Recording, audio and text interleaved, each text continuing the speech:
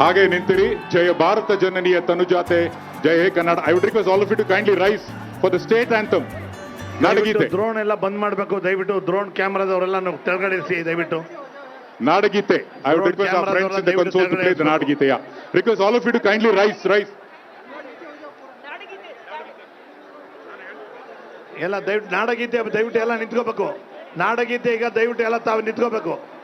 Request all of you to kindly rise for ನಾಡಗೀತೆ. ಜಯ ಭಾರತ ಜನನಿ.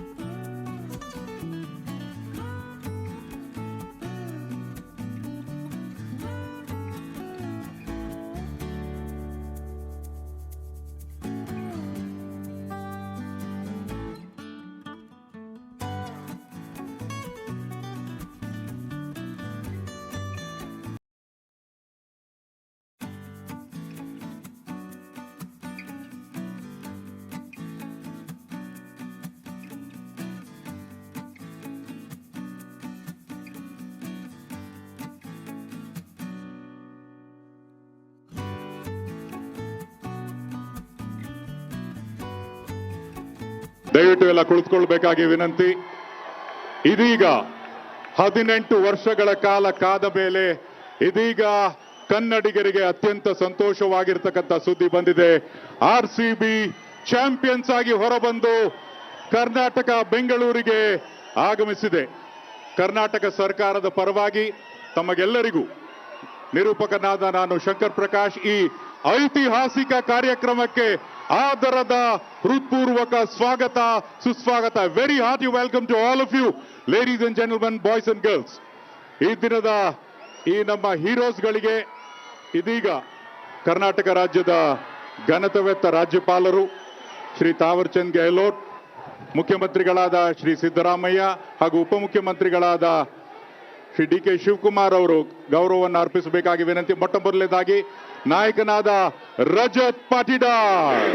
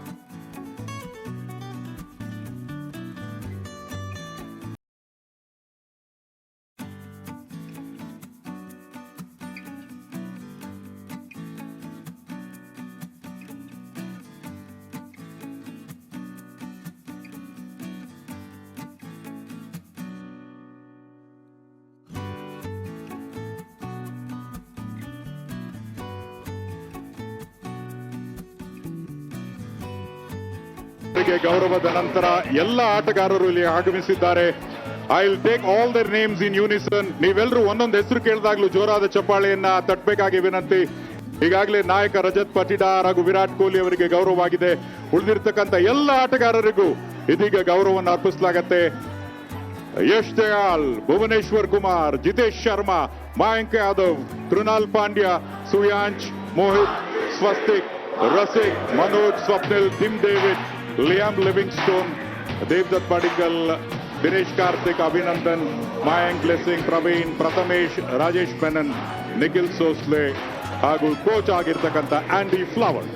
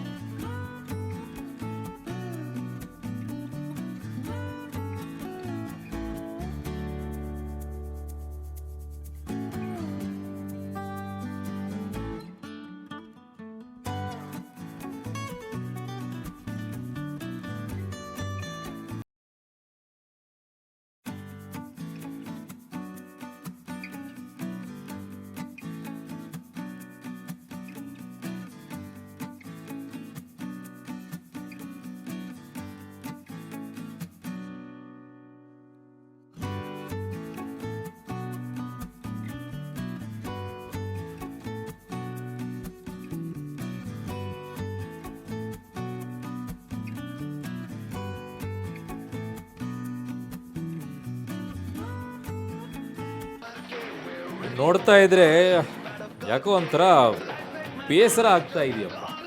ಅತ್ಯಂತ ಕೆಟ್ಟದಾಗಿ ನಡ್ಕೊಳ್ತಾ ಇರೋ ರೀತಿಯಲ್ಲಿದೆ. ಆ ಸ್ಟೇಜ್ ಮೇಲೆ ಕಾಣಿಸ್ಕೊಳ್ಳೋದಿಲ್ಲ, ಏನೂ ಇಲ್ಲ.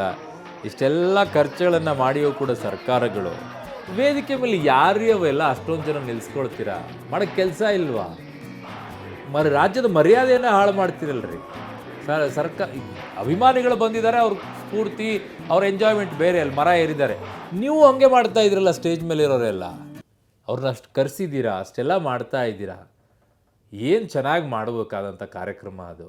ವೇದಿಕೆಯ ಮೇಲೆ ನಾನೂ ಇರಬೇಕು ಎಲ್ಲವೂ ಹೋಗಿ ಮುತ್ಕೊಂಡು ಅಲ್ಲಿ ಈ ರೀತಿಯಾಗಿ ಹೋಗಿ ನಿಂತ್ಕೊಂಡ್ರೆ ಹೆಂಗ್ರಿ ಅದು? ಮಳೆ ಬಂತಾ? ಆಯ್ತಲ್ಲ, ಅಲ್ಲಿಗೆ ಸರಿ ಆಯಿತು. ಮಾಡುವಂಥ ಎಡವಟ್ಟುಗಳ ಕೆಲಸಗಳು ಹಿಂಗೆ ಅನಿಸುತ್ತೆ.